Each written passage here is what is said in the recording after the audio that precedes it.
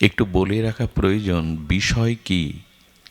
অর্থ, বিত্ত, বাড়ি, গাড়ি, ভূসম্পত্তি না, বিষয় এগুলি না। কলিযুগ পাবন অবতার শ্রী শ্রীকৃষ্ণ চৈতন্য মহাপ্রভু, সংকীর্তন পিতা,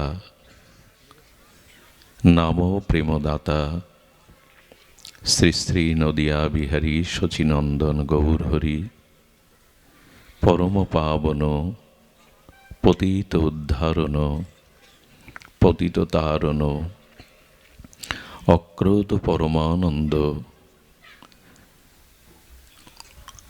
প্রেমচিন্তামণি দাতা শিরোমণি পরম কারণিক দয়াল শ্রী নিতাই চাঁদের মোহ অনুকম্পায় শ্রী শ্রী রাধা মাধবের অহেতুকী করুণায় তৃতীয় দিবসীয় পরম ভাগবতীয় ভক্তিযজ্ঞের অমৃতযজ্ঞের আজ দ্বিতীয় দিবসীয় হরিকথার শুভারম্ভে প্রারম্ভে অস্মদীয় জীবন সর্বস্ব জীবনধন প্রাতঃস্মরণীয় পরম বন্দনীয় শ্রী শিল গুরু মহারাজের রাতুল আতুল পাবন চরণারবিন্দে পরার্ধ কোটি দণ্ডবৎ প্রণতি। গতকাল যিনি এই ব্যাসপীঠে অমৃত ভাগবত সিঞ্চনে আমাদের আত্মকল্যাণ করেছেন, সেই পূর্ববর্তী পাঠককে দণ্ডবৎ প্রণতি অভিনন্দন জানিয়ে আজকের এই মাঙ্গলিক ভাগবতীয় সুধাযজ্ঞে অমৃতযজ্ঞে যে সকল সংকীর্তন রসজ্ঞবিদগণ, ভাগবত আচার্যগণ, পরম বৈষ্ণবজন, কথাপ্রেমিক, মহাপ্রভুর অনুরাগী সাধুজন, সুধীজন, মান্যজন, শ্রদ্ধাশীলা ধর্মশীলা দেবী মূর্তি মাতৃশক্তি মাতৃগণ, সকল ভক্তচরণে সশ্রদ্ধ দণ্ডবৎ প্রণতি। ধ্যায়ত বিষয়ং পুংসা সংজাত সঞ্জায়িত কামৎ কামাৎ ক্রোধ বিজায়তে ক্রোধাৎ ভবতি সম্মোহ সম্মোহ বুদ্ধিভ্রমসাৎ বুদ্ধিভ্রমসাৎ বুদ্ধিনাশাৎ বুদ্ধিনাশাৎ বিনশ্যতি।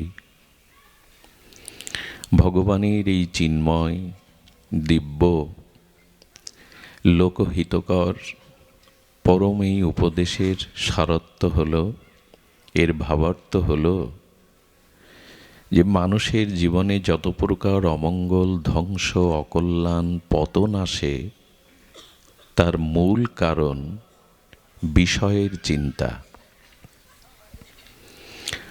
ধ্যায়ত বিষয়ং পুংসা, যখনই মানুষ সৎ চিন্তা, ভগবত চিন্তা, ভগবানের নাম রূপ লীলা মাধুর্য চিন্তা ব্যতীত কোনো এই জগতের ভোগ প্রবৃত্তিময় বিষয়ের ধ্যান বা চিন্তা করতে থাকে, তখনই তার অমঙ্গল, কল্যাণ, পতন শুরু হয়।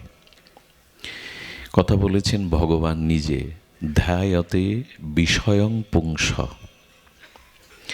এখন আমাদের অনাদিকাল কোটি কোটি অতীত জন্মের আমাদের সংস্কার কুসংস্কারে ভরা, পাপময়, অপরাধময়, ভোগময় আমার মনের মধ্যে এই বিষয় চিন্তায় এসে হাজির হয়। আর এই বিষয় চিন্তার যে বিষময় ফল, পরিণতি, সেটা আজ আমরা একটু জানব, যাতে বিষয় চিন্তা হতে আমরা ভগবত চিন্তা, সৎচিন্তা মনকে দিতে পারি। বিষয় চিন্তার বিষময় পরিণতি বা তার ফল আসুন আমরা একটু জানি। দেখুন, বিষয় ভোগের দ্বারা দুঃখের অন্ত হয় না, শেষ হয় না। একটু বলে রাখা প্রয়োজন, বিষয় কি? অর্থ, বিত্ত, বাড়ি, গাড়ি, ভূসম্পত্তি না, বিষয় এগুলি না। বিষয় হলো 5টি, একটু ধ্যান দিয়ে শুনবেন। বিষয় কটি বললাম? 5টি। একটা হলো শব্দ, স্পর্শ, রূপ, রস, গন্ধ। এই 5টিকেই বলা হয়েছে বিষয়। শব্দ, স্পর্শ, রূপ, রস, গন্ধ।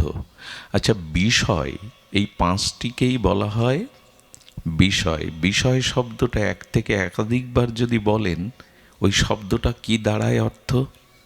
বিষয়, বিষয়, বিষয়, বিষয় বলতে থাকুন, শব্দটা শেষে আসবে বিষয়।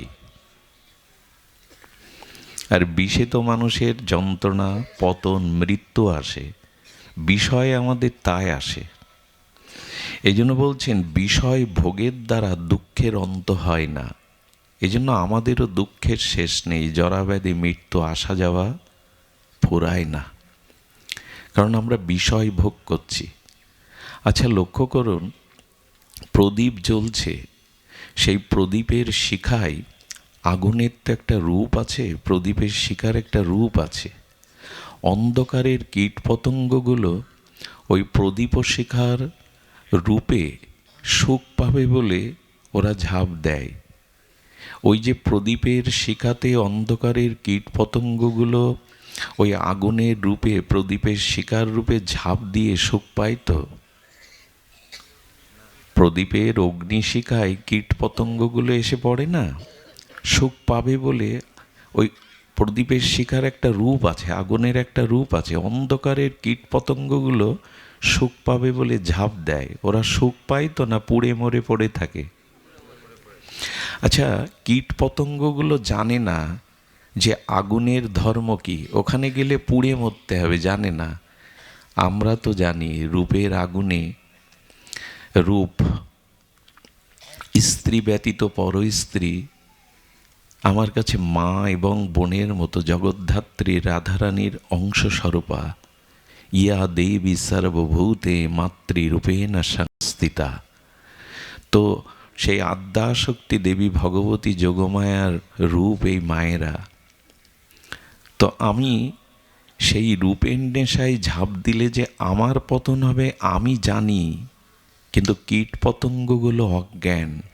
ওদের এই বিবেক নেই, ওদের এই জ্ঞান নেই যে আগুনে ঝাঁপ দিলে সুখ নয়, পুড়ে মরতে হবে।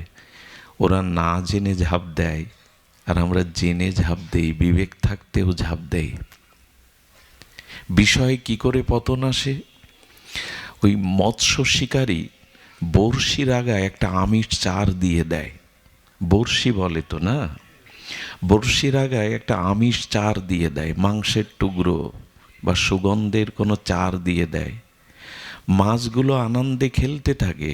ওরা জানে না যে আমিষ জিহ্বার আস্বাদ্য বস্তুর পিছনে বড়শি আছে, আটকে যেতে হবে, মরতে হবে। ওরা না জেনে মাংসের টুকরোটা, আমিষের টুকরোটা, চারটা গিলতে গিয়ে মরে। কিন্তু আমরা তো জানি নিষিদ্ধ বস্তুগুলো গ্রহণ করলে, আস্বাদন করলে রোগ হবে, এতে বিপদ আসবে, চরিত্রের স্খলন হবে। এটা জেনেও আমরা ওই রসগুলো আহার করি। ওরা না জেনে এই ভুলগুলো করে। আমরা বিবেক থাকতেও, জ্ঞান থাকতেও, বিদ্যা থাকতেও ঝাঁপ দিয়ে আমাদের দুঃখ কে এড়াবে? আগেকার দিনে হরিণ শিকার করতো বনে, কি করে জানেন? কিছু প্রাণী আছে, শব্দ, এদের কাছে শব্দ খুব মধুর লাগে। তো জাল পেতে শিকারী বংশীর ধ্বনি করত। বংশীর সুরমূর্ছনায় হরিণ মোহিত হয়ে এসে ঝাঁপ দিত, ওই জালে আটকে যেত, শিকারীর জালে। আমরাও তেমনি আমাদের কানে ভগবত কথা, ভগবত লীলা, সাধু প্রশংসা না শুনে পরনিন্দা, পরচর্চা, কাম কামিনীর কথার শব্দে আটকে যায়। হরিণগুলো জানে না যে এই শব্দের শব্দের আনন্দে ছুটতে গিয়ে আমি জালে আটকা পড়ব, হরিণ জানে না, কিন্তু মানুষ জানে যে কানে পরনিন্দা, পরচর্চা, রমণীর কথা, বিষয়ের কথা শুনলে মনটা দূষিত হবে, পতন হবে, জেনেও কান বাড়িয়ে শুনতে থাকে। সুধীজন, এই জন্য বলছেন ওরা না জেনে, ওদের বিবেক নাই, ওদের চেতনা নাই, কিন্তু আমাদের তো বিবেক প্রধান, জ্ঞান প্রধান, চেতনা প্রধান। আমরা এমনি করেই বিশ্বের অনন্ত কোটি জীব এই শব্দ স্পর্শ রূপ রসগন্ধে ঝাঁপ দিয়ে মরছি। এই মরণের শেষ নেই, এই জন্ম মৃত্যু জরাব্যাধির শেষ নেই। তাই বললেন বিষয় ভোগের দ্বারা দুঃখের অন্ত হয় না, দুঃখ বেড়ে যায়। এবার অন্তত ফিরে এসো, এবার অন্তত জানো যে দেখো এর দ্বারা পতন হবে। ধ্যায়ত বিষয়ং পুংসা, বিষয়ের ধ্যান করলে কেমন বিপদ জানেন? আমাদের লঙ্কেশ অর্থাৎ রাবণ, তিনি ভগবান শিবের চেলা শিষ্য। উনি হাজার হাজার বছর কঠোর তপস্যা করেছেন, উনি বেদজ্ঞ, বেদের ভাষ্য রচনা করেছেন। ওনার ঘরে মন্দোদরীর মতো সতী স্ত্রী, ওনার পুত্র মেঘনাদ পরম বীর, ওনার ভ্রাতা বিভীষণ, উনি বিশ্বশ্রব্বা মণির পুত্র, পুলস্ত ঋষির বংশধর। এই রাবণের কানে শূর্পণখা বিষয়ের কথা দিয়ে দিল, দাদা সেই নররূপী রাম, তার রূপে আমি তাকে বরণ করতে গিয়ে আমার নাক কান কেটে নিয়েছেন লক্ষণ, কিন্তু ওদের দুজনের পুরুষের মাঝে এমন একটি জগৎ মোহিনী সুন্দরী আছে যার রূপে বন আলো হয়ে আছে। এই যে রাবণের কারণে শূর্পণখার মুখে সীতার রূপের প্রশংসা শুনল, ওই রূপের প্রশংসা চিন্তা করতে করতে রাবণের ভোগ জাগলো সীতাহরণের। চিন্তা করতে পারেন, এত বড় বেদ জানে, বেদের ভাষ্য লিখেছেন, ঋষির মুনি ঋষির বংশধর, শিব ঠাকুরের আরাধনা করে তার শিষ্য হয়েছেন, তবু ওই শূর্পণখার মুখে সীতার অপরূপ ভুবনমোহিনী রূপের সৌন্দর্য আটকে গেল, তাতে সীতাহরণে বাধ্য হয়ে পতন হয়ে গেল। এটা বলছি এই কারণে, যখনই আপনার মনে কোনো বিষয়ের চিন্তা আসবে, ভগবত চিন্তা সৎচিন্তা ব্যতীত, তখন এই বিষয়ের ধ্যান হতে থাকবে, চিন্তা হতে থাকবে। আর যখন বিষয়ের চিন্তা করতে থাকবেন, ধ্যায়াতে বিষয়ং পুংসা সঞ্জত সঞ্জায়ত কামা। ভগবান বলছেন তো, গীতার বাণী তো খুব মার্মিক, যখনই কোনো বিষয়ের চিন্তা করতে থাকবেন, ধ্যান মানে গভীরভাবে চিন্তা করা, বারবার পুনঃ পুনঃ চিন্তা করা, চিন্তা করলে ওই বিষয়টাকে ভোগ করবার পাওয়ার কাম জেগে যাবে, কামনা জেগে যাবে, ওই বিষয়টাকে ভোগ করবার জন্য লালসা জেগে যাবে। কি হবে? বিষয় ধ্যান করলে ওই বিষয় ভাবনাটায় আক্রান্ত হয়ে আপনি ওই বিষয় ভোগের দিকে আপনার চিত্তবৃত্তি বিক্ষেপ হবে। আর যখনই ওই বস্তু ভোগ করার জন্য যাবেন, তখন ওই বস্তুর প্রতি সম্মোহ আসবে, জ্ঞান থাকবে না, চেতনা থাকবে না। আমরা জেনে শুনেও বিষ খাই, চেতনা নাই, জানি যে এই কাজ করলে ভবিষ্যৎ পরিণতি অমঙ্গল ধ্বংস, তবু করব, কারণ ওই বিষয়ের প্রতি সম্মোহে এসে যায়। জ্ঞান চেতনা কাজ করে না, উপদেশ শাস্ত্র জ্ঞান কাজ করে না।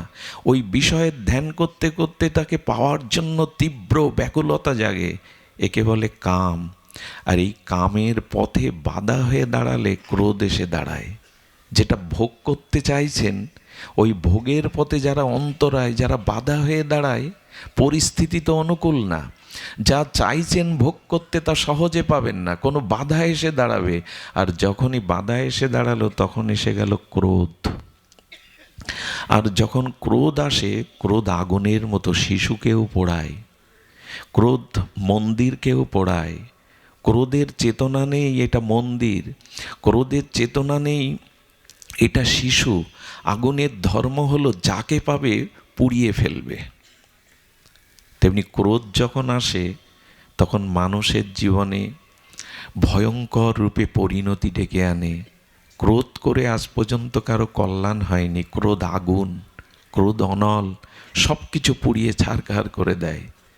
আর যখন ক্রোধ আসলো, এই ক্রোধ থেকে আপনার স্মৃতি ভ্রম হয়ে গেল, স্মৃতি ভ্রমর পরে বুদ্ধি নাশ হয়ে গেল, আর বুদ্ধি নাশ হলে আপনার আমার বিনাশ বা পতন হয়ে গেল। এই হলো ক্রম কোনো বিষয় চিন্তার বিষময় ফল। আমরা সারাদিন কি করি? মনে কোন চিন্তা করি, কোন ভাবনা করি? একবার ভেবে দেখেছি আমাদের পরিণতি কি? এই জন্য জগতে বিষয় ভোগের দিকে দৃষ্টি ফেরাতে হবে। আর না, আমি যখন শূকর হয়েছিলাম, কুকুর হয়েছিলাম, আমি যখন হিংস্র জীবজন্তু হয়েছিলাম, প্রত্যেক জন্মেই ভোগ মানুষের থেকে বেশি করেছি, কিন্তু পিপাসা যায়নি। ভোগ এক জন্মের না তো আমার। শূকর, কুকুর, জন্তু, জানোয়ার, হিংস্র প্রাণী হয়ে ভোগ করেছি, পিপাসা যায়নি। মনুষ্য জীবন ভোগের নয়, আরাধনার, উদ্ধারের, নিজের কল্যাণের। কিন্তু ওই দিকে দৃষ্টি যায়নি কেন? যতদিন সদ্গুরুদেবের কৃপা না হবে, যতদিন সাধু সঙ্গ না হবে, যতদিন কোনো মহতের কৃপা দৃষ্টি আপনার উপরে না পড়বে, ততদিন এই জ্ঞানের উন্মেষ হবে না, এই ঘুম আমাদের ভাঙবে না, এই চেতনা আমাদের জাগবে না। মহৎ কৃপা চাই, কোনো সাধুগুরু বৈষ্ণবের বিশেষ কৃপা চাই, না হলে ঘুম ভাঙবে না, এই চেতনা জাগবে না আমি করছিটা কি। এজন্য শাস্ত্র বলছেন এবার ফিরে এসো। এবার কোটি কোটি 84 লক্ষ জনি ভোগ করেছ, ওই সব জনিতে মানুষ ব্যতীত কোনো প্রাণী ভোগে বাধা নেই, ওরা ভোগের জন্যই জন্ম নিয়েছে। শূকর, কুকুর, প্রতিটি প্রাণী ভোগ করলে সমাজ তাদের বাধা দেয় না, ওদের জন্য কোনো আইন কানুন পরকাল শাস্ত্র জ্ঞান নেই, ওরা ভোগ করতেই এসেছে। কিন্তু মানুষের জন্ম ভোগের না, ভজনের। মানুষের জন্ম উদ্ধারের। আর যেন পশুতে ফিরে না যেতে হয়, আর যেন ওই হিংস্র জীব জন্তু মলমূত্রের কীট হয়ে জন্মাতে না হয়। এই চিন্তাটা আসে তো মাঝে মাঝে। বলে আসে না কেন জানেন? অসৎসঙ্গেই পড়ে রয়েছে আমরা, বিষয়ের মধ্যেই পড়ে রয়েছে, এই জন্য এই ভাবনা আসে না। এই জন্য তো হরিকথা, সাধুসঙ্গ, এই জন্যই তো এরা বিবেক জাগিয়ে দেয়, এরা জানিয়ে দেয় তুমি যে পথে চলেছ এই পথ তোমার নয়, এই পথে তোমার ধ্বংস আসবে।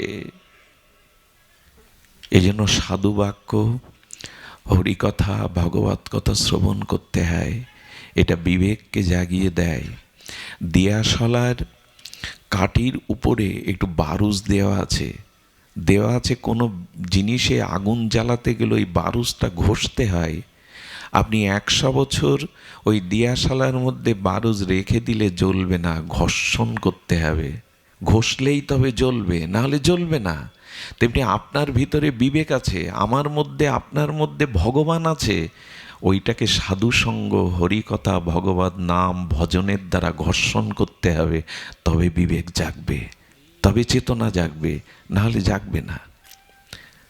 অন্তত ওই দিয়াশালার বারুজ নষ্ট হওয়ার আগে একটু ঘষে জ্বলে উঠে মন্দিরের প্রদীপ জ্বালান। এমনিই তো দিয়াশালার কাঠিটা নষ্ট হয়ে যাবে, কিন্তু নষ্ট হওয়ার আগে বারুজটা জ্বালিয়ে একটা প্রদীপ জ্বালান, তাহলে সার্থক হতে পারবেন। জীবনটা কিছুটা ভগবত ভজন করুন, সাধুসঙ্গ করুন, তাহলে এগিয়ে যাওয়া যাবে। সুধীবৃন্দ, আমরা এক জটিল জালে আটকে পড়েছি। এটা হলো জটিল জাল, মাকড়সা। এই মাকড়সাগুলো গালের লালা দিয়ে জাল বনে। আপনার বাড়ি বা আশেপাশে তাকিয়ে দেখুন, ওরা শিল্পের মতো করে গালের লালা দিয়ে কি সুন্দর করে একেবারে শিল্পের আঁকানো তুলির মতো জাল বনে কেন জানেন? ওইখানেই বসে বসে সুখে থাকবে, রাজত্ব করবে, বাচ্চা কাচ্চা পারে। কিন্তু পরিণতি কি হয় জানেন? ওই জাল বুনতে গিয়ে একদিন ওই জালে আটকে মাকড়সাগুলো মরে পড়ে থাকে। আর যাদের সুখের জন্য জাল বুনেছিল, ওই বাচ্চা কাচ্চাগুলো ও মরে গেলে জালে ওর ভেতরের দেহের অংশের যে পদার্থগুলো ছিল ওইগুলো কুরে কুরে খায়।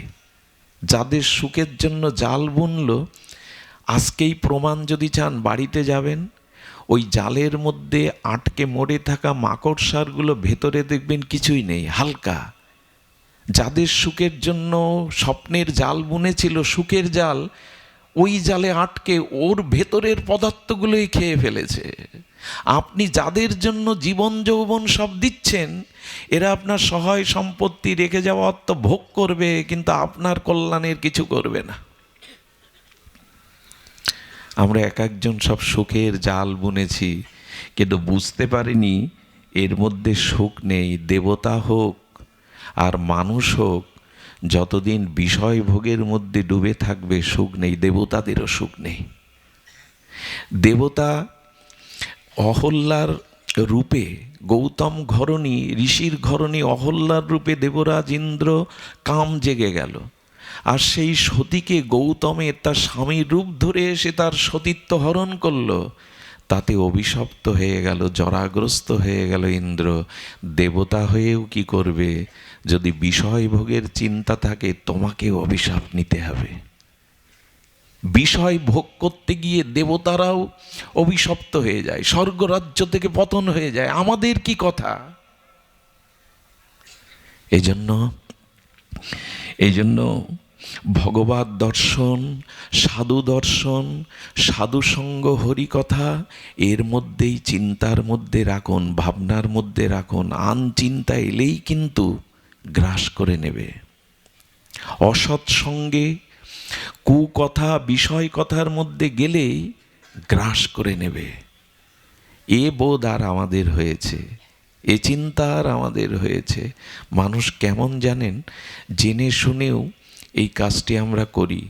এখানে অনেক ভক্ত এসছেন, অনেক শরীরজন এসছেন, অনেক বাবাজিরা মাতাজিরা এসছেন। সকলের কাছে নিজে জিজ্ঞাসা করুন তো, সংসারে আজও পর্যন্ত সুখ পেয়েছেন কিনা, চিরসুখী হয়েছেন কিনা? আমি যদি আপনাদের কাছে জিজ্ঞাসা করি, 16 আনা মধ্যে দুঃখ সংসারে কয় আনার, সুখ কয় আনা? 16 আনা ধরলাম, তার মধ্যে দুঃখ কয় আনা আর সুখ কয় আনা? উত্তর কি হবে জানেন? জীবনের 12 আনাই দুঃখ, সুখ বা কোথায়? একটা জিনিস জানেন, সুখ পাওয়ার জন্য ঘর বাঁধি, স্ত্রী পুত্র কন্যা দিয়ে সংসার রচনা করি, একটু সুখ পাবো বলে কত কঠোর পরিশ্রম করি, অর্থ রোজগার করি, এত দৌড়াই সুখের পিছনে, এত চেষ্টা করি, এত অনুসন্ধান করি, সুখ পাই না। অথচ দুঃখ চাই না, ঘরের মধ্যেও দুঃখ আমাকে খুঁজে নেয়। আমি খুঁজে খুঁজে সুখ পাই না, আর দুঃখকে এড়াবো বলে ঘরের মধ্যে থাকলেও দুঃখ আমাকে খুঁজে নেয়। নেয় কি না? দুঃখ কেউ চায়? দুঃখ আপনাকে খুঁজছে, আপনি সুখ খুঁজছেন, আর দুঃখ কাকে খুঁজছে? এই জন্য এখানে যারা এসেছি, প্রত্যেকের কোনো না কোনো দুঃখে দুঃখী সংসারে, চিরসুখী কেউ না। সুখের আশা করি বটে, দুঃখটাই পেতে হয়। জন্ম, মৃত্যু, জরা, ব্যাধি, কর্মফল, প্রিয়জনের আঘাত, এই দুঃখ নিয়েই তো জীবন গড়া। তে এত সুখের আশা কেন তোমার? বলো সুখ তো চাই, আনন্দ চাই। এই জন্য তো এই ভাগবত শুনতে হবে, আনন্দ কোথায় ওর সন্ধান জানতে হবে। এই বাংলাদেশের ভূখণ্ডের মধ্যে খনিজ সম্পদ আছে, সবাই খুঁজে পাবে না। সমুদ্রের তলে অনেক খনিজ সম্পদ আছে, ওটা যে কেউ পাবে না। দেখুন, সমুদ্রের এক নাম রত্নাকর। সমুদ্রের গর্ভে অনেক মণিরত্ন, মণিমাণিক আছে, সবাই খুঁজে পাবে না। সবাই দেখতে যায়, লক্ষ লক্ষ মানুষ সমুদ্রের তীরে, ওই কক্সবাজারে, পুরীতে, দীঘাতে বেড়াতে যায়। কেন জানেন? ওই সমুদ্রের ঢেউ এসে কূলে লাগে, বালির চরে বসে সমুদ্রের হাওয়াতে ওই চন্দ্রের কিরণ বা সূর্যের কিরণ লেগে চিকমিক করে, যেন চাঁদির উপর ঢেলে দিয়েছে সমুদ্রের ঢেউয়ের উপরে, দেখতে ভালো লাগে। কিন্তু ওর গভীরে ডুবে মণিরত্ন সবাই পায় না। তেমনি সংসারে আনন্দ আছে, পরমানন্দ আছে, যে আনন্দের জায়গা দিতে পারবেন না, কিন্তু সেই আনন্দের সন্ধান তো চাই। সমুদ্রের মধ্যে মণিরত্ন আছে, ওই তীরে দাঁড়িয়ে স্ত্রী পুত্র নিয়ে বেড়াতে গিয়ে ঢেউয়ে ভেসে বেড়ালে মণিরত্ন পাওয়া যাবে না, ডুবুরি হয়ে ভেতরে ডুব দিতে হবে। তবে আনন্দ আছে। কোথায় সে আনন্দ? এটা সাধুগুরু বৈষ্ণব যারা জেনেছেন, আনন্দ উপলব্ধি করেছেন, তাদের কাছে যেতে হবে, তারা জানিয়ে দেবে। সুখ ভোগের মধ্যে আনন্দ নাই, এবং আনন্দ আর সুখ এক জিনিস না। সুখ চাইবেন না, কারণ যখনই সুখ চাইবেন ওই সুখের মোড়কে দুঃখটাও রাখা আছে, তোলা আছে। কথাটা আবার বলি, খুব মার্মিক কথা। যখনই বিষয়ের কোনো সুখ চাইবেন তখন ওই বিষয় সুখের মধ্যেই দুঃখটা রাখা আছে, আমরা বুঝতে পারি না। আনন্দ চান, কারণ সুখ এবং দুঃখ এই দুটি একসাথে মেশানো। রাস্তা দিয়ে চলতে গিয়ে দেখবেন রাস্তার মোড়টা বামে ঘুরেছে, সামনের মোড়টা আবার ডানে ঘুরেছে। আঁকা বাঁকা রাস্তা না, পথটা কেমন হয়? সোজা হয় সবসময়? আঁকা বাঁকা। তেমন সুখের মোড়ের মাথায় দুঃখ রাখা আছে, আবার দুঃখের মোড়ে এই সুখ দুঃখের তরঙ্গ। এতে ভেসে গেলে হবে না, আনন্দ চাই। কারণ সুখ ক্ষণস্থায়ী, আনন্দ চিরস্থায়ী। সুখ এলে আবার বিদায়ও নেয়, বসন্ত থাকে না। আবার বর্ষা আসে, শীত আসে, বসন্ত 12 মাস থাকে না। তেমনি সুখ থাকে না, দুঃখে এসে উপস্থিত হয়। কিন্তু আনন্দ এমন একটা জিনিস, যা পেলে আর হারাতে হয় না। একে বলে আনন্দ, যা পেলে। আর সুখটা কেমন জানেন? মাটির নিচে টাকা রাখুন, মাটির নিচে কাপড় চোপড় রাখুন, খাদ্য রাখুন, হ্যাঁ, বেশি দিন না, 10-20 বছর পরে গিয়ে কোনো অস্তিত্ব পাবেন না। একটা মানুষের, মরা মানুষকে মাটির নিচে রাখুন, পাবেন না, হাড়গোড় ছাড়া পাবেন না। কিন্তু সোনা 500 বছর রেখে দিন, ক্ষয় হবে না। তেমনি আনন্দ ক্ষয় হয় না, আনন্দ লয় হয় না। এই আনন্দই আমাদের চাওয়ার বস্তু। কিন্তু ভুল করে সুখ চাই, ভুল করে। ওই যে বললাম, যতদিন সুখের আশা করবেন ততদিন দুঃখের অন্ত হবে না। দেবতাদেরও হয়নি, আমাদেরও হবে না, কারো হবে না। সুখ চাইতে গেলেই, কোনো বিষয় ভোগের চিন্তা আসতে গেলেই, হ্যাঁ, তাহলে আমাদের কি করতে হবে জানেন? কিন্তু আমরা কতটা কি বলবো, বোধ কোথায় আমাদের? আচ্ছা, পিতা ব্যবসা করতে গেল, সর্বশক্তি নিয়োগ করলো, পরিশ্রম করলো, সৎভাবে চেষ্টা করলো, ব্যবসায় বিফল হলো, লোকসান খেলো। ওই পিতা তার সন্তানকে ওই কাজ করতে বলবে? একটু কথা বলুন, বলবে? বলে অন্য কিছু করো, ওই পথে গিয়ে দেখেছি সফল হওয়া যায় না। তো সবাই জানে সংসারে জন্ম মৃত্যু জরাব্যাধি দুঃখ ভোগ করছি, কই আমি ভোগ করছি, অথচ আমার পরবর্তী সন্তানদের তো বলি নাই বিষয়ের মধ্যে আমি সারা জীবন দুঃখ পেয়েছি, এর মধ্যে না গিয়ে যা আনন্দ আছে সেই পথে চল। বলি না কেন? ওদেরকে আবার ওইখানেই পাঠাই, ওই শিক্ষাই দেই। আমার কথা বোঝা যায়? এখানে এই বিদ্যুতের তার কোথাও যদি লুজ থাকে, বিদ্যুতের তারটা যদি কোথাও একটু লুজ থাকে, তখনই কি হয়? এখানে একজন যেতে গিয়ে পায়ে শর্ট খেয়ে পড়ে গিয়ে আঘাত খেয়ে কেটে গেল। যারা দেখলো এই দৃশ্য, লোকটা ব্যথা পেল, ওইখানে আর কেউ হাত দেবে, পা দেবে? এবেলায় বুঝি। কিন্তু আমি যাতে সারা জীবন দুঃখ পেয়ে গেলাম, কষ্ট পেয়ে গেলাম, আমার সন্তানদেরও আমি ওই পথ দেখিয়ে গেলাম। খুব বুদ্ধিমানের কাজ এটা। একবারও বললাম না, বাবা এই বাড়ি গাড়ি তৈরি করে, চাকরি বাকরি করে, টাকা রোজগার করে ঠিক শান্তি পাইনি, তুই অন্তত চেষ্টা কর। চোরও চায় তার ছেলে সৎ হোক, চোর চাই না আমার ছেলে আমার মতো চোর হোক, সেও চায়। তা আমরা চাই কি আমাদের ভবিষ্যৎ সন্তানাদি তারা কোন পথে গেলে আনন্দ পাবে, সে পথ তাদের দেখায় তো। বরঞ্চ টেনে ধরি, এখন লেখাপড়া কর, চাকরি বাকরি কর, টাকা পয়সা রোজগার কর, ধর্মকর্ম এখন না, মালা তিলক এখন না, আমরা টেনে ধরি। কোনো একটি ছেলে যদি নিরামিষ খেতে শুরু করে, নাম জপ করতে শুরু করে, কাঁচা মেরে ধুতি পরতে শুরু করে, সাধু সঙ্গে যেতে শুরু করে, যদি বারবার বলে আমি নবদ্বীপে যাব, বৃন্দাবনে যাব, আমরা উপাধি দেই ওর 12 বেজে গেছে। সারা জীবন যে সংসার করে সারাৎসার কিছু পায়নি, ওদেরকে আবার ওই পথে নিয়ে যায়। জীবন কি শুধু টাকা রোজগার করে ভোগ করার জন্য?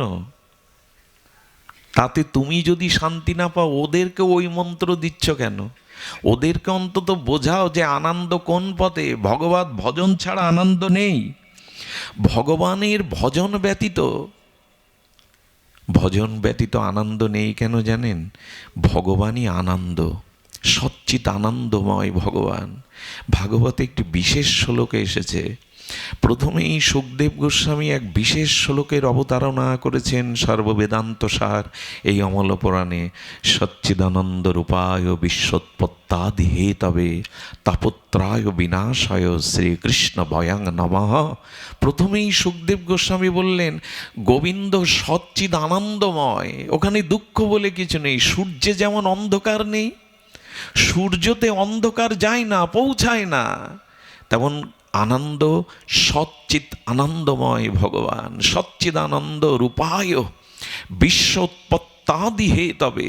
এই বিশ্বের উৎপত্তির একমাত্র কারণ হলো গতির ভর্তা প্রভু সাক্ষী নিবাস সারানাং সরিদ প্রভাব প্রলয়ং স্থানাং নিধানানাম বীজম অব্যয়ম। ভগবানই গতি, ভগবানই ভর্তা, ভগবানই আনন্দ স্বরূপ। এই জগতের সৃষ্টিস্থিতি প্রলয়ের একমাত্র উৎপত্তির কারণ ভগবান। আর এই ভগবানের ভজন করলে, এই ভগবানের নাম রূপ লীলা ধ্যান করলে, চিন্তা করলে, কীর্তন করলে তাপত্রায় বিনাশায়, জগতে যে আদি দৈবিক, আদি ভৌতিক, আদি আত্মিক যে ত্রিতাপ যন্ত্রণা, এই তাপ দূরীভূত হয় সচ্চিদানন্দ ভগবানের ভজনে, তার গুণকীর্তনে, তার ধ্যানে, তার চিন্তনে। আর শ্রীকৃষ্ণ বয়ং নমঃ, সেই আনন্দময় মাধুর্যময় সচ্চিদানন্দ ভগবানকে আমরা প্রণাম করি, অর্থাৎ তার চরণে নিজেকে নত করি। তাপত্রয় বিনাশায়, ভগবত ভজনে ছাড়া তাপ যাবে না, যন্ত্রণা যাবে না। এ কি বুঝলাম যে ভজন ছাড়া আনন্দ পাবো না? কারণ আনন্দ একমাত্র ভগবত ভজনের মধ্যেই আছে। এ বুঝবার জন্য বিশেষ কৃপা দরকার। এমনি এমনি বোঝা যাবে না। বই পড়ে জ্ঞান অর্জন করলেও হবে না। আপনি ডাক্তার, মাস্টার, ইঞ্জিনিয়ার হলেও হবে না। আপনাকে সাধু কৃপা নিতে হবে। একটা জিনিস বলি, আনন্দ পাওয়ার আপনারা প্রত্যেকেই অধিকারী। এটি খুব মার্মিক কথা। কথাটি যদি ধ্যান দেন, কোটিপতি সবাই চেষ্টা করলেও সারা জীবন হতে পারবেন না। এই গ্রামে সবাই পারবে চেষ্টা করে কোটিপতি হতে? 10 তলা বাড়ি করতে সবাই পারবে? চেষ্টা করলেও পারবে না। কিন্তু ভগবানকে পাওয়ার চেষ্টা করলে সবাই পেতে পারে। এ রাস্তাটা খোলা, এ রাস্তাটা খোলা। কোটিপতি হতে পারবেন না সবাই, ভগবান পাওয়ার জন্য রাস্তাটা খোলা। কেন খোলা জানেন? কেন খোলা জানেন? শুনুন। আপনারা আমায় নিমন্ত্রণ করেছেন, আজ মধ্যাহ্নে আপনাকে 2টি অন্ন পেতে হবে, শাকন্ন। সেই নিমন্ত্রণ করার পরে আবার আমাকে ডাকতে গেছেন, আহ্বান করে গৃহে নিয়ে আসলেন, বরণ করে নিলেন, এরপরে উপযুক্ত আসন পেতে দিলেন, আবার পাত্রে সুপেয় জল দিলেন। সেই আসনে বসার পরে কি আমার ভাবা উচিত যে এরা আমায় খেতে দেবে না?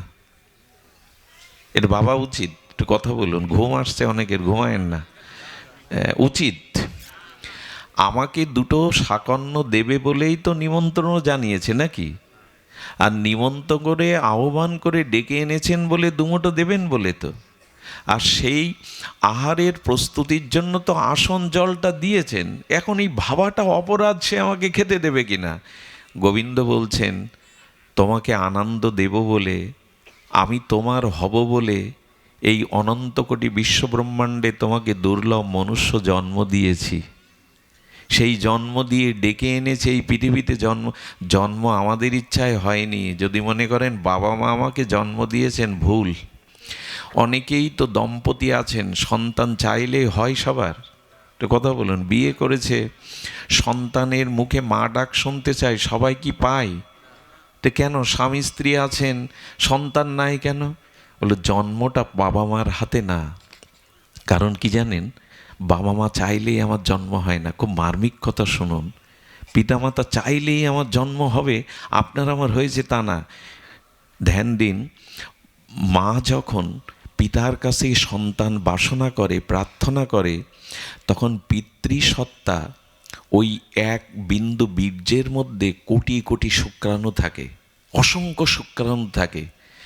আর মা আহ্বান করলে ওই পিতৃসত্তা এক এক বিন্দু বীর্যের মধ্যে কোটি কোটি ওই শুক্রাণুর একটা মার গর্ভে ওভাবে গিয়ে মেশে। ওই একটা ওভাবে শুক্রাণুকে গিয়ে আমাদের জন্ম হয়। কিন্তু আর যে কোটি কোটি, তাদের কি হয় বলো, তারা নির্জীব হয়ে ওখানে মরে যায়। যেগুলো মরে যায় তার মধ্যে তো আমি থাকতে পারতাম। যে শুক্রাণুগুলো মরে গেল, নির্জীব হয়ে গেল, ওর মধ্যে তো আমি থাকতে পারতাম। যেটা মার গর্ভে প্রবেশ করলো, ওটা ভগবানের ইচ্ছায় প্রবেশ করেছে আমাকে জন্ম দেবে বলে। জন্ম রহস্যটা জানলে ভগবানকে না ভালোবেসে পারবেন না। এবং গর্ভেই তো অনেক সন্তান মারা যায়, তাই না? 5 মাসে মারা যায়। ভগবান চাননি ওকে জগতে আনতে। একবার ভেবে দেখুন তো, জন্মটা আপনার আমার ইচ্ছায় হয় না। কারণ পিতামাতা রক্ত মাংসের পিণ্ড দেহটা দিতে পারে, আত্মা দিতে পারে পিতামাতা? একটু কথা বলুন, পারে কি? আত্মা পিতামাতার কোনো বস্তু নয়। আর ওই আত্মা আমার দেহে না থাকলে আমি গর্ভেই মরা, কোনো মূল্য নেই। পচা গলা এই প্রপঞ্চময় শরীরের আত্মা ভগবান দেয়, পিতামাতা দেয় না। আচ্ছা, আত্মা দেহকে ধরে রাখে না দেহ আত্মাকে ধরে রাখে? কোনটা? হ্যাঁ, আত্মা না থাকলে। আচ্ছা, কোনো মৃত মানুষ নিজে নিজে দাঁড়াতে পারে কেন? মুখ থাকলেও কথা বলতে পারে, চোখ থাকলেও দেখতে পারে। একবারও কি বুঝি আনন্দটা কে আমাকে কথা বলাচ্ছেন, কে দেখাচ্ছেন, কে খাওয়াচ্ছেন? একবারও কি বুঝি কে আমার ভেতর থেকে এইগুলি করাচ্ছেন? আত্মাই দেহকে ধরে রাখে, দেহের ক্ষমতা নেই আত্মাকে ধরে রাখার। তাহলে মরা মানুষের মধ্যে একটা আত্মা আমরা সংযোজন করে বাঁচিয়ে রাখতে পারতাম। আর উনি চলে গেলে কোনো সম্পর্কই থাকে না। একটা জিনিস আমাকে খুব দুঃখ দেয়, কারো ভাগ্যে যেন এমনটা না হয়, স্বামী মারা গেলে তার স্ত্রীকে স্বামীর পায়ের একটা অঙ্গুলি দিয়ে শীতের সিঁদুরটা মুছে দেওয়া হয়। আমি এই দৃশ্যটা সহ্য করতে পারি না। কেউ মারা গেলে আমাদের ডাকে একটু নাম গীতা পাঠ করার জন্য, কিন্তু ওই দৃশ্য আমি দেখতে পারি না। বুকে শেলের মতো বিদ্ধ হয়। কেন? তার সৌভাগ্যের স্বরূপ সিঁদুরটা, শাখাটা ভাঙবে কেন? ভাঙবে কেন জানেন? ওর অস্তিত্বটা আজকে চলে গেছে। বলে দেহটা তো আছে, ওই পা থেকে চুল পর্যন্ত তার স্বামী তো আছে। থাকলে কি হবে? আজকে শাখা ভাঙতে হবে কেন? এই সৌভাগ্যের স্বরূপ চিহ্ন সিঁদুরটা মুছতে হবে কেন? বললো দেহ থাকলে কাজ হবে না। যিনি না থাকলে কিছুই থাকে না, তিনিই তো চলে গেছেন। একবার তার খোঁজ করেছেন? সারা দিন তো আয়নায় মুখ দেখেছেন, আমরা মুখকে পরিষ্কার করেছি, কই একবারও কি তাকে দেখলাম? সারাদিন স্ত্রী পুত্র বন্ধু বান্ধবকে ডাকলাম, একবারও কি তাকে ডাকলাম? সবার দিকে সারাদিন চেয়ে থাকলাম, হৃদয়ে যে তিনি আছেন তার দিকে একবার তাকালাম কি? এই হলো আমাদের দুর্দশা। এই কথাগুলো কথা না, মন্ত্রের মতো। উনি জগতে আমাকে 84 লক্ষ জলজ তারপরে স্থলজ, উভয়চর, খেচর, এইসব জন্ম নিতে নিতে করুণা করে গোবিন্দ আমাকে মনুষ্য জন্ম দিলেন। যাও, তোমাকে মুক্তির দোয়ার স্বরূপ ভজনের জন্ম দিলাম, যাও। এবং আমাকে ডেকে এনে কি করেছেন জানেন? আমাকে জন্ম দিয়ে পিতামাতা দিয়েছেন, আমার স্নেহ মমতা ভালোবাসার দিয়েছেন, ঘর সংসার দিয়েছেন। এরপরে গুরু রূপে এসেছেন আমাকে কৃপা করতে, সাধু রূপে এসেছেন কৃপা করতে, হরিনাম রূপে এসেছেন আমাকে আনন্দ দিতে, সাধু রূপে এসেছেন আমাকে সঙ্গ দিতে, তুলসী রূপে এসেছেন আমাকে ভক্তি দান করতে, প্রসাদ রূপে এসেছেন আমাকে করুণা দিতে, তীর্থরূপে এসেছেন আমার মনকে পবিত্র করতে, গঙ্গা রূপে এসেছেন আমাকে শুদ্ধ করতে। এত কিছুর পরেও যদি বলি ভগবান আমাকে কৃপা করছে না, পিড়েতে বসে এই আসনে বসেও বলছেন এ আমাকে খেতে দেবে না, আরে তোমাকে করুণা করবে বলেই তো মনুষ্য জন্ম দিয়েছেন, শূকর কুকুর করেনি, হিংস্র জীবজন্তু করেনি। তোমাকে কৃপা করবে বলেই তো এই সাধুসঙ্গ, ভাগবত গীতা, শাস্ত্র, তুলসী, প্রসাদ, বৈষ্ণব, চরণামৃত, তীর্থ, গঙ্গা এগুলি কেন দিয়েছেন? দিয়েছেন তোমাকে কৃপা করে তার করবেন বলে। তুমি হাত বাড়ালে না, তোমার কথা যে ভাবছে বসে বসে, তুমি তার কথা ভাবলে না। এক মহাপুরুষের একটা বাণী আছে খুব সুন্দর, ভাবছ বসে চলবে কিসে, তুমি ভাববার কে, তোমার ভাবনা ভাবছেন যিনি, তুমি ভাবো তাকে। তোমার ভাবনা একজন ভাবছেন। বাড়ি ফিরতে দেরি করলে মা জেগে থাকে, খোকা আসে না কেন, কোনো বিপদ হলো কি? ভগবান চেয়ে অপেক্ষা করে আছেন মায়ের মতো, কবে আমার কাছে আসবি। হাসপাতালের বেডে সন্তান শুয়ে আছে, যন্ত্রণায় কাতরাচ্ছে, ঘুম নেই। মা সন্তানের শিয়রে বসে বসে চোখের জল ফেলছে, আর সন্তানের কপালে তার স্নেহের হাত বুলিয়ে দিয়ে বলছে, খোকা কবে সুস্থ হবি, কবে মা বলে ডেকে ঘরে ফিরে যাবি। এরকম কোটি কোটি মায়ের বুকের স্নেহ এক করলেও গোবিন্দের এক কণামাত্র স্নেহের সাথে তুলনা হবে না। ভগবান ওই মায়ের মতো অপেক্ষা করছে, কবে ভবরোগ সেরে, কামনা বাসনা ছেড়ে আমি ভবরোগ দূর করে ভগবানের কাছে ফিরে যাব, তার কাছে ফিরে যাব। উনি অপেক্ষা করছেন। এই করুণাটা বোঝা যায় না, ভগবানের প্রিয় ভক্ত সঙ্গ না করলে এই করুণাটা বোঝা যাবে না। আজকে এখানে আপনাকে এনেছেন কেন ভগবান জানেন? আমি প্রায় বলি আপনি আসতে পারেননি, রোগ হতে পারত, বিপদ হতে পারত। এখানে ভগবান এনেছেন এই কথাগুলি শুনিয়ে আপনাকে পদ রচনা করে দেবে বলে। সাধুসঙ্গ অল্প ভাগ্যে হয় না, বহু জন্মের সৌভাগ্যে তবে সাধুসঙ্গ পাওয়া যায়।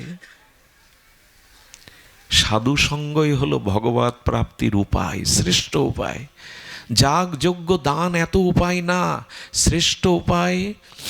ভাগ্য দহেন বহু জন্ম সমার্জিতেন সাধুসঙ্গ চলভ্যতে। অনন্ত জন্মের সুকৃতি সৌভাগ্য পূর্ণকৃত রাশি একত্রিত হলে ভগবানের কৃপায় শুদ্ধ ভক্ত সঙ্গ পাওয়া যায়, সাধুসঙ্গ পাওয়া যায়। এই জন্য কোটিপতি সবাই হতে চাইলেও পারবেন না, কিন্তু ভগবান পেতে চাইলে সবাই পেতে পারেন, ওই দরজা খোলা। ভগবান এমন বলেনি যে ওই আমাকে পাবে, এই আমাকে পাবে না। একটু সরল হও, একটু ভজনের পথে এসো, আমি তোমাকে দেখা দেওয়ার জন্য ব্যস্ত। শিশুকালে লুকোচুরি খেলতাম না, পলাটু খেলা বলে, এটা খেলতাম না বাচ্চারা মিলে। তো যিনি লুকাতেন, খেলাতে যিনি লুকাতেন, উনি কি চিরদিনের জন্যই লুকিয়ে থাকতেন? 24 ঘন্টার জন্য লুকাতেন? লুকাতেন কেন জানেন? ও আমাকে খুঁজে নেবে, এটাই তো খেলা, এটাই তো আনন্দ। সামনে থাকলে আনন্দ নেই, খুঁজে নেওয়াটাই আনন্দ। ভগবান বলছেন তোমাকে দেখা দেওয়ার জন্যই আমি দেখা দেওয়ার জন্যই ব্যাকুল। তুমি আমাকে পেলেই তো আনন্দ পাবে, আমি দেখা দেওয়ার জন্য একটু ব্যাকুল। কিন্তু আড়ালে কেন যেন? কারণ খুঁজে নেওয়ার মধ্যে আনন্দ। এই সাধু সঙ্গে, হরিনামে, হরিকথায় আমাকে খোঁজো, খুঁজার মধ্যেই আনন্দ। আর যিনি লুকান তিনি দেখা দেওয়ার জন্য ব্যস্ত হয়ে যান। একটু বিলম্ব হলে, খুঁজে না পেলে উনি সংকেত দেন, ইশারা দেন। ভগবান ওই সাধু সঙ্গে এসে ইশারা করেন, সংকেত দেন, আমি একটু লুকিয়ে আছি, আমাকে খুঁজে নেওয়াই আনন্দ, একটু খুঁজে ফেরো, সাধু সঙ্গ আমাকে খুঁজে নাও। আমার ভজন কাকে বলে জানেন? ভজন কাকে বলে? একবার দাও, একবার। ভজন কাকে বলে জানেন? একবার দাও মা, একবার দাও। ভজন কাকে বলে? হারানো হারানো বস্তুকে খোঁজার নাম হলো, শুনেছেন কি কথাটা? ভজন কাকে বলে? যাকে হারিয়েছি তাকে খুঁজে ফেরার নাম হলো ভজন। তাকে খুঁজতে হবে। যাই হোক, সময় চলে যাচ্ছে। আমি বলি কি, সংসারের কামনা বাসনা, বিষয় ভোগ বাসনা আর বাড়িয়েন না। এর পেছনে ছুটতে গেলে যেমন রেখেছেন, চেষ্টার দ্বারা যা পেয়েছেন তাতে সন্তুষ্ট থাকুন। আমাদের বিপদ কি জানেন? একটা সময় মানুষ পায়ে হেঁটে গতাগতি করতো না? 100 বছর আগে, 200 বছর কি 100 বছর আগে কি করতো বাবা? যারা পুরনো দিনের মানুষ আছে, হেঁটে যেতেন না আত্মীয়র বাড়ি, কোনো নগরে প্রান্তরে। তারপরে এই জগৎ আমাদের সুবিধা দেখালো, হেঁটে যেতে দেরি হবে, কষ্ট হবে, সাইকেল নাও, বাইসাইকেল নাও। দেখুন, জগতে যত ভোগের সুবিধা বাড়াবেন, আপনি মনে করছেন এটা সুবিধা, কিন্তু তত বেশি অসুবিধা আপনি জড়িয়ে যাবেন। এটা দৃষ্টান্ত শুনুন, ভালো লাগবে। সাইকেল হলো, আচ্ছা হেঁটে যেতে গিয়ে টায়ার পাংচার হয় তো? হেঁটে গিয়ে সাইকেল গর্তে পড়ে তো? উল্টে গিয়ে হাত পা কাটে তো? সাইকেলের সুবিধা মনে করলাম, কিন্তু ওতে অসুবিধা বেশি। আচ্ছা, সাইকেলে তো আরো দেরি লাগে, এবার মোটর সাইকেল, ওটা আরো বড় বিপদ। সাইকেলে পড়লে কিছুটা বাঁচলাম, কিন্তু মোটর সাইকেলে আপনি মনে করছেন সুবিধা বাড়াচ্ছেন, সুখ বাড়াচ্ছেন, আসলে ওর মধ্যে সুবিধা বাড়ানোর সাথে সাথে অসুবিধাটাও বাড়াচ্ছেন। এরপরে প্রাইভেট কার, এরপরে অমুক তমুক, ব্যক্তিগত বিমানও আছে অনেকের। আমরা সুবিধা বাড়াই মনে করি। সংসারে দুতলা বাড়ি হলে, সুন্দরী রমণী হলে, ছেলে ডাক্তার ইঞ্জিনিয়ার হলে, মেয়ের জামাই খুব বড় লোক হলে, সব বাড়ায়। এই যে সুখের বিষয়গুলো বাড়ায়, কিন্তু যত বাড়ায়, সুবিধা যত করতে যায়, 100 বছর আগে মানুষের এত রোগ শোক জ্বালা যন্ত্রণা এত ছিল না, এত যন্ত্রণা এত রোগ এটা ছিল না।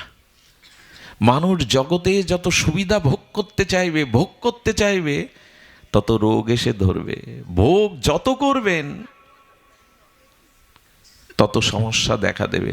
সেই সবার জানা, এখানে 8 থেকে 80 বছর যারা এসেছেন সবাই জানেন, তবু আর একবার স্মরণ করিয়ে দিই। একবার একজন সন্ন্যাসী বনের মধ্যে কুঠির বেঁধে ভজন করতে লাগলো। ভজন করতে কি হয়, একটা কাপড় আর একটা গীতা।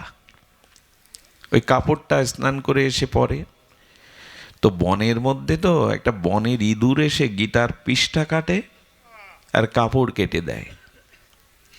বলছে, এইভাবে আমি সন্ন্যাসী মানুষ, সর্বত্যাগী মানুষ, এইভাবে যদি ইঁদুর জ্বালাতন করতে থাকে, কাপড় পাবো কোথায়? গীতাটা কেটে